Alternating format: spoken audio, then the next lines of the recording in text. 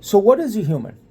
Well, we don't really think of it like that because we all are a human, are humans, and we just go through life and we just are, and that's just, we just be.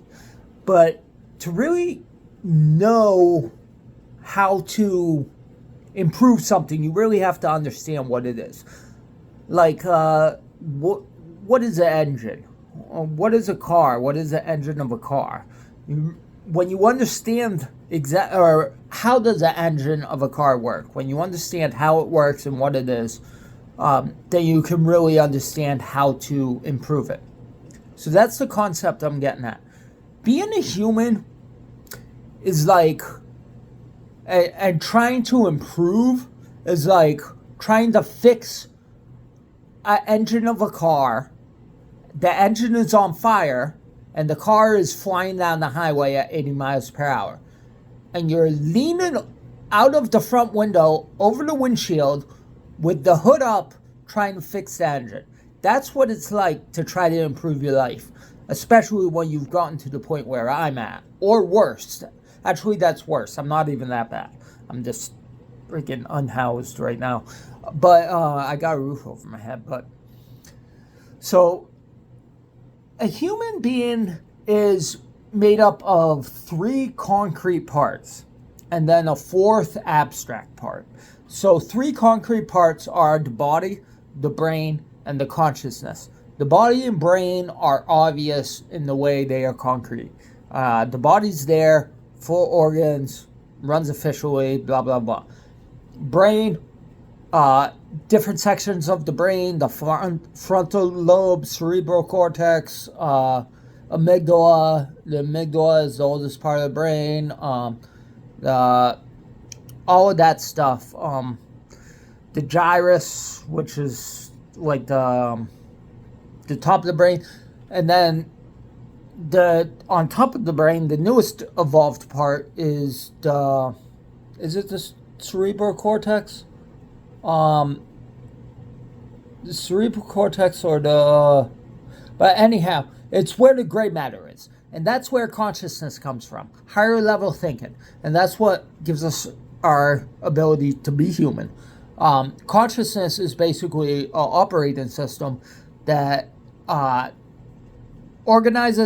receives, organizes, coordinates, and produces awareness in accordance to all the sensory perception that we receive through our main five senses and the subsenses, which are that's a little more complicated, but through sight, feel, hear, smell, and taste. So the consciousness organizes all that and coordinates all that with, as well as organizes the external sensory perception as well as the internal sensory perception, which is triggered by the external. So the external triggers the internal, and this big bunch of sensory perception is basically firing away in the brain, and the consciousness organizes and coordinates all that into self-awareness, perception, all that. So we can perceive reality and live a life and have this human experience. So the consciousness is kind of in between. It has a concrete foundation, as in the gray matter in the brain. However, it's also it's a little abstract. Creates self-awareness. Self-awareness is abstract. But that fourth part that's abstract, which I'm talking about, which I'm getting to, is purpose.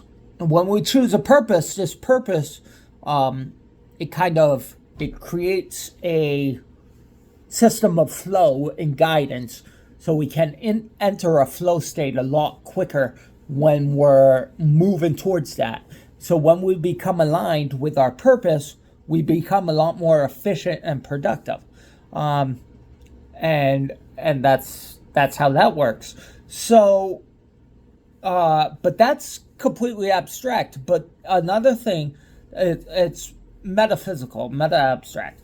But another thing a purpose provides is kind of a balance for the consciousness, because the body and brain is an animalistic part of us, and it is designed for survival and continuation of the species, as in reproduction. And it mostly works on a chemical reward mechanism, chemical reward system. That mechanism is triggered by different environmental stimuli. The consciousness allows some control over that, over whether or not we react or respond to the stimulus, to the internal or external stimulus, to the chemical reward activation. However, the consciousness is the newest evolved part of our brain and evolved part of our being, and there is some debate, and it's quite possible that God gave us consciousness and that God provided us consciousness to be human. In the Bible, it is said that we are created in His image, so therefore consciousness might be a part of God. There is a little crossover there. I also believe that religion and spirituality, but more religion, because spirituality has led to some stuff I'll talk about it in another video, but more religion has guided our species as we have evolved over the past 2,000 years. A little more, but whatever. I think according to the Jewish people, it's 5,000 something years. But they're just like, yeah, you guys snap out of it. We're just keeping track of it. And so the purpose provides a balance to the consciousness, because the consciousness is not that strong. The body and the brain is a lot stronger in its urge to act and react in a certain way, and its urge to go after a certain behavior and continue in a certain behavior. And this is why people end up in substance abuse, addiction, stuff like that. Other unhealthy behaviors that trigger activate the chemical reward system.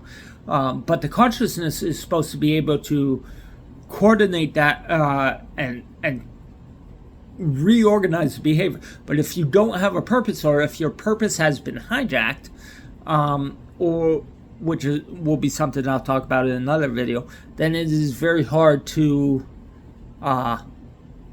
operate the consciousness correctly, or for the consciousness to operate correctly. Therefore, when you have a purpose, when you decide on a purpose and you focus on a purpose long enough, it becomes more repetitious. Therefore, it ingrains itself into the brain and eventually into the body, and that's where the concept of muscle memory comes about. And that's what Navy SEAL, really any special forces, any military training is working itself down into the body so you can react in accordance with your training, so you can freaking survive. However, people aren't lucky enough to go get into the military like me, because I was an idiot and my consciousness was hijacked before I even knew I had those opportunities. Oh well, that's life. Here I am. So when you have a purpose, it creates a balance, so at least you have a chance to resist what is commonly referred to as the concept of the snake in religion, which is really just words, are just concepts, or just reflections of concepts of thinking. So the snake in religion is representative of temptation. Too much temptation can lead to can lead to harm.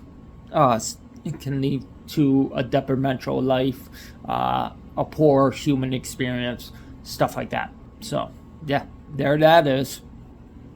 Have an amazing day. You wonderful people, you.